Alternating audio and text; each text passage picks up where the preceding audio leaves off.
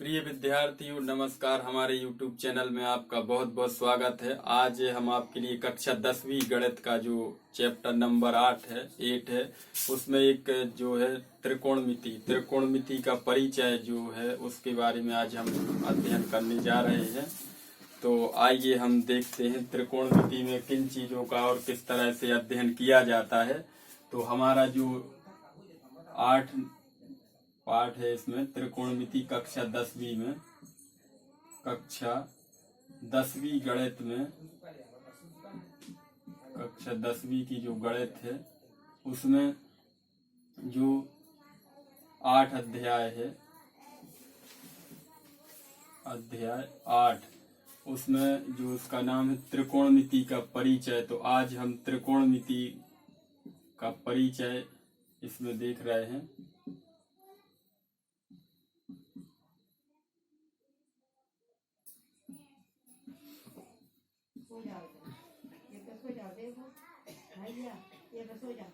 त्रिकोणमिति का परिचय।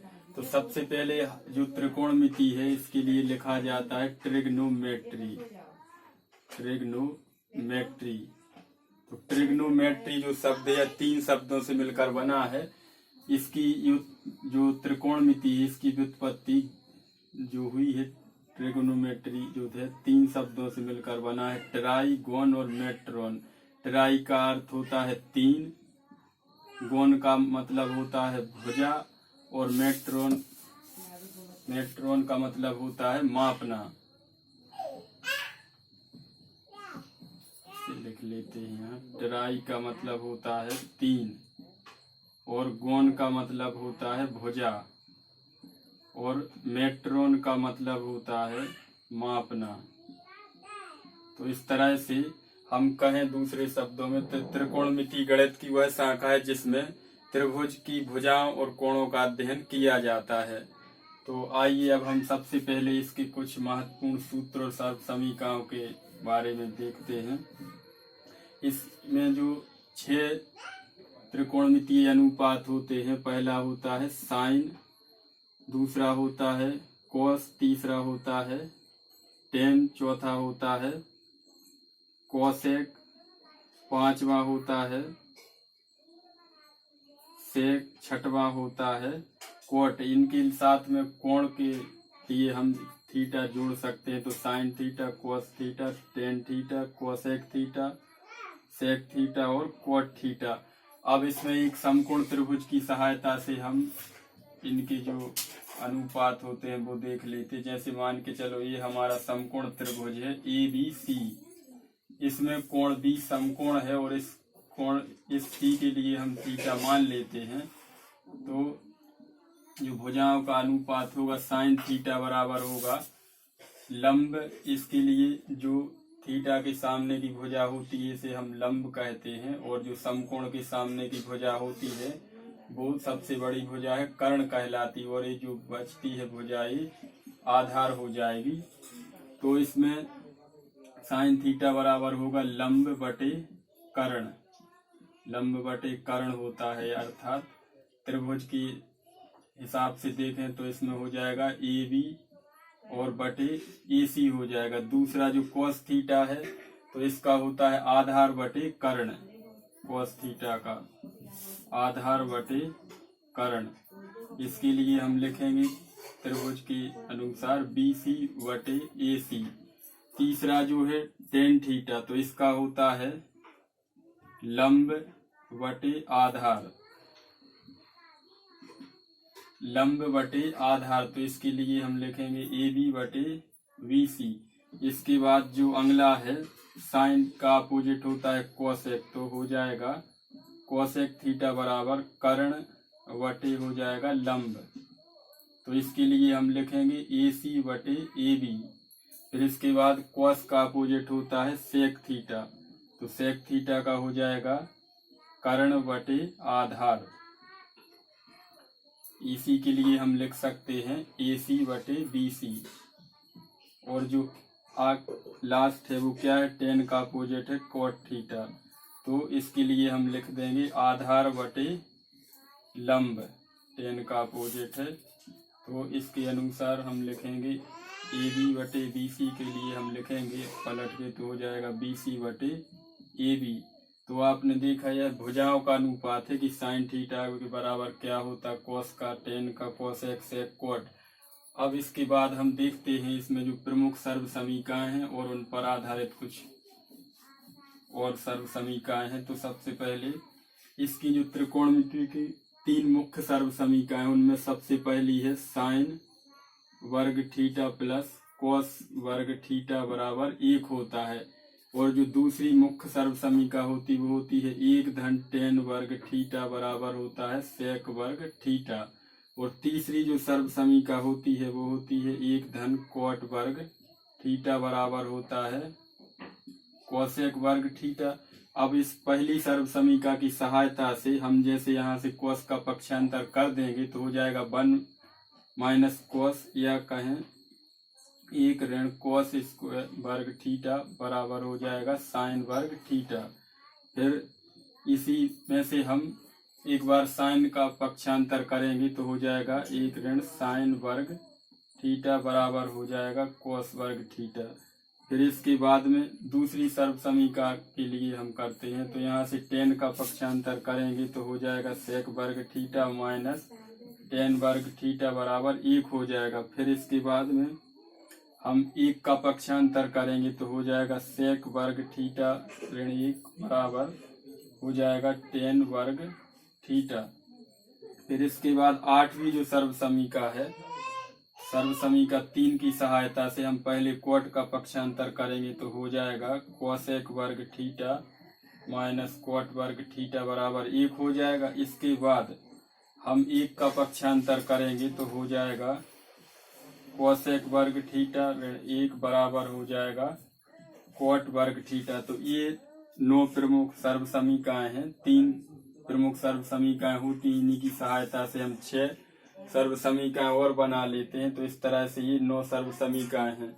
इसके बाद हम देखते हैं कुछ और सर्व समीकरण जो इन्हीं पर आधारित होती हैं, जिनकी भी महत्वपूर्ण भूमिका है। देखिए जैसे कि इसमें होता है एक साइन थीटा बराबर, साइन को यदि हम कोस के पदों में लिखें तो हो जाता है साइन थीटा बराबर √1 माइनस कोस वर्ग थीटा। दूसरा कोस का होता है कोस थीटा बराबर √1 माइनस साइन स्क्वायर थीटा। तीसरा होता है इसी में सेक थीटा बराबर √1 प्लस टेन वर्ग थीटा। फिर इसके बाद कोट का होता है √1 प्लस ये होता है कोसेक वर्ग थीटा माइनस 1 होता है। फिर इसके बाद टेन का जो होता है टेन थीटा का होता है √1 minus sec square theta minus 1 होता है। फिर इसके बाद जो बचता है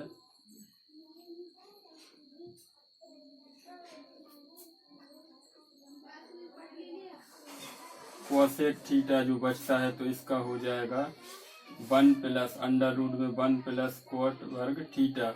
तो ये 6 और सर्व समीकरण हैं। इसके बाद कुछ और सूत्र देखते हैं हम, जैसे साइन थीटा बराबर होता है 1 बटे कोसेक थीटा, और इसी कोसेक का अपोजिट साइन है तो कोसेक थीटा बराबर होता है 1 बटे साइन थीटा।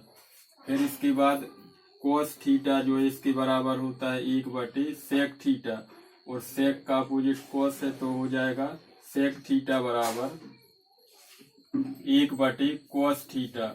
और इसके बाद टेन है तो टेन थीटा बराबर होता है 1 बटे कोट थीटा, और कोट का अपोजिट टेन है तो हो जाएगा कोट थीटा बराबर 1 बटे टेन थीटा।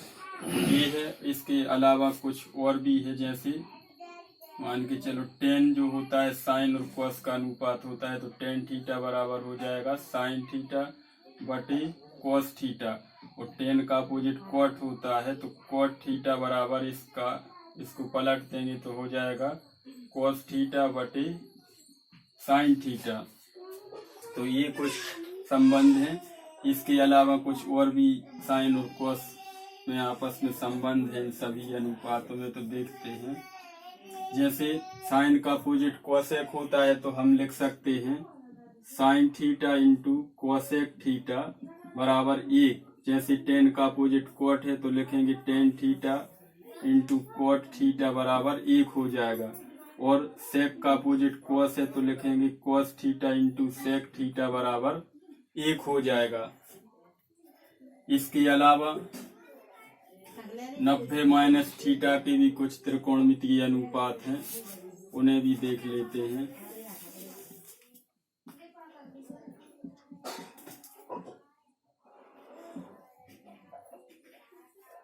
नब्बे माइनस थीटा की त्रिकोणमितीय अनुपात, तो देखें इसमें पहला जो है जैसे साइन 90 माइनस थीटा बराबर होता है कोस थीटा। दूसरा इसी का होता है कोस 90 माइनस थीटा बराबर साइन थीटा। फिर इसके बाद टेन 90 माइनस थीटा का होता है टेन 90 माइनस थीटा बराबर होता है कोट थीटा। फिर कोट 90 माइनस थीटा बराबर होगा टेन थीटा। इसके बाद जैसे सेक बचा है अभी, तो सेक 90 माइनस थीटा बराबर हो जाएगा कोसेक थीटा। और cosec 90 minus theta, cosec 90 minus theta बराबर हो जाएगा सेक थीटा। तो ये आपने देखा 90 माइनस थीटा का त्रिकोणमितीय अनुपात। साइन का संबंध इसमें कोस से है, कोस का साइन से है, टेन का कोट से है, कोट का टेन से, और सेक का कोसेक से है, और कोसेक का सेक से है।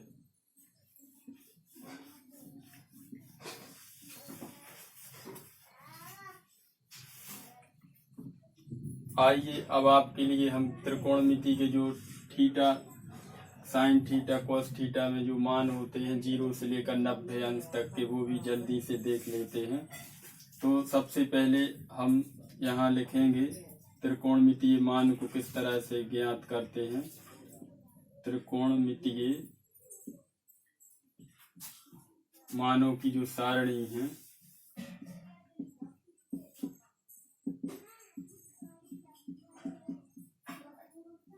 उसे बनाने के लिए हम सबसे पहले 0 से लेकर 1, 2, 3, 4 इस तरह से अंक लिख लेते हैं। पहला स्टेप है हमारा, मान के चलो। दूसरे स्टेप में हम प्रत्येक इसमें 4 से भाग देते हैं, तो ये हो जाएगा 0/4, 1/4, 2/4, 3/4 और 4/4 हो जाएगा। फिर तीसरे स्टेप में हम इसको सरल करते हैं, तो ये हो जाएगा 0, 1/4 का 1/4, 2/4 का हो जाएगा 1/2, 3/4 ज्यों का त्यों रहेगा, और यहाँ आ जाएगा 1।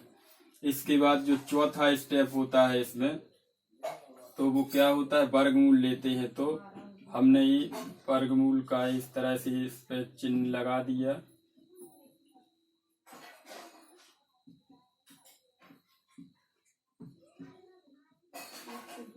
अब इनका हम वर्गमूल ले लेते हैं, तो इसमें आ जाएगा 0 आ जाएगा, यहाँ 1/4 ही आएगा। इसका आ जाएगा 1/√2, इसका √3/2 आ जाएगा, और 1 का 1 ही आ जाएगा। तो इस तरह वर्गमूल लेने पर हमें साइन के मान प्राप्त हो जाते हैं। तो इन्हें हम अब एक सारणी में व्यवस्थित करके लिख लेते हैं।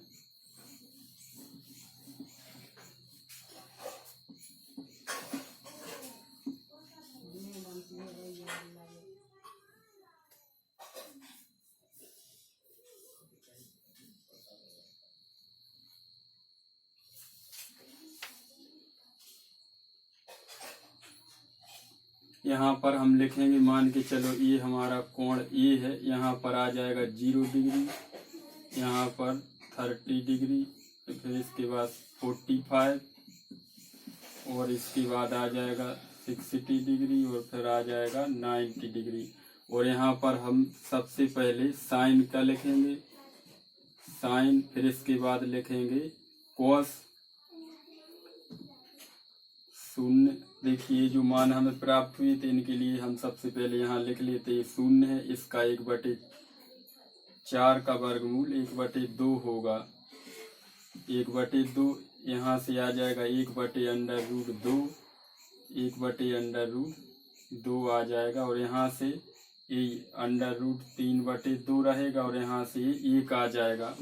अब इसके बाद हमें यहाँ कोस लिख लेंगे, इसके बाद यहाँ पर tan लिख लेंगे, फिर इसके बाद कोसेक लिख लेंगे, इसके बाद कोस के बाद आता है सेक लिख लेंगे और इसके बाद लास्ट में कोट आ जाएगा।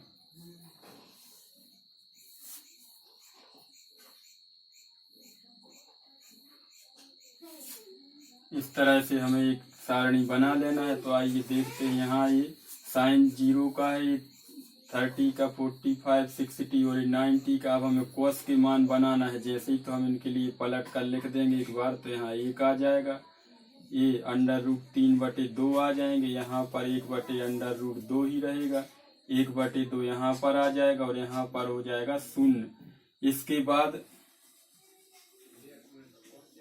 इसके बाद आते हैं हम tan पर। तो देखो tan जो होता है साइन और कॉस का अनुपात होता है, तो 0/1 का क्या होगा, 0/1 का 0 ही होगा। और यहाँ पर इसका जो 1/2 और इसके बटे में √3/2, तो क्या आ जाएगा 1/√3। इसको हम सरल करेंगे तो आ जाएगा 1, यहाँ से केवल √3 और यहाँ 1/0 होगा तो यहाँ पर आ जाएगा इन्फिनेटिव यानी अपरिभाषित। फिर इसके बाद कोसेक जो है, तो कोसेक होता है साइन का अपोजिट। तो 0 है जो साइन 0 डिग्री का मान, ये जो 0 है, अब इसका हम अपोजिट करेंगे तो ये आ जाएगा इन्फिनेटिव। फिर इसके बाद 1/2 का जो हम करेंगे तो आ जाएगा 2 और यहाँ से आ जाएगा √2, यहाँ से आ जाएगा 2/√3 और यहाँ 1 का 1 ही आ जाएगा। इसके बाद सेक पर आते हैं, तो सेक होता है कोस का अपोजिट, तो 1 का 1 ही आ जाएगा। यहाँ से इसको पलट देंगे तो ये हो जाएगा 2/√3, इसको पलटेंगे तो 2 आ जाएगा √ में, इसका 2 ही आएगा। और इसके लिए जब हम पलटेंगे तो यहाँ पर 0/1 यानी इन्फिनेटिव अपरिभाषित आ जाएगा। इसके बाद लास्ट जो आता है कोट। तो कोट के लिए कोट जो है tan का अपोजिट होता है, तो tan इस 0 का जो अपोजिट होगा ये इन्फिनेटिव आ जाएगा। फिर 1/√3 का √3 ही होगा, 1 का 1 ही आ जाएगा और इसका 1/√3 आ जाएगा और इसका यहाँ पर 0 ही आ जाएगा। तो इस तरह से ये त्रिकोणमितीय मानों की सारणी है। इसे आप 4-5 स्टेप को लागू करके आप बना सकते हैं और इस तरह से आप इन मानों को याद कर सकते हैं, जो मान कई प्रश्नों को हल करते समय बहुत ही उपयोगी होते हैं। तो विद्यार्थियों, आपको यह वीडियो कैसा लगा हमें कमेंट बॉक्स में जरूर बताएं। हमारे YouTube चैनल को सब्सक्राइब करें और इस वीडियो को अधिक से अधिक शेयर करें। हम अगले वीडियो में आपको अध्याय 8 की प्रश्नावली जो 8.1 है उसके कुछ सवाल लेकर आएंगे। धन्यवाद।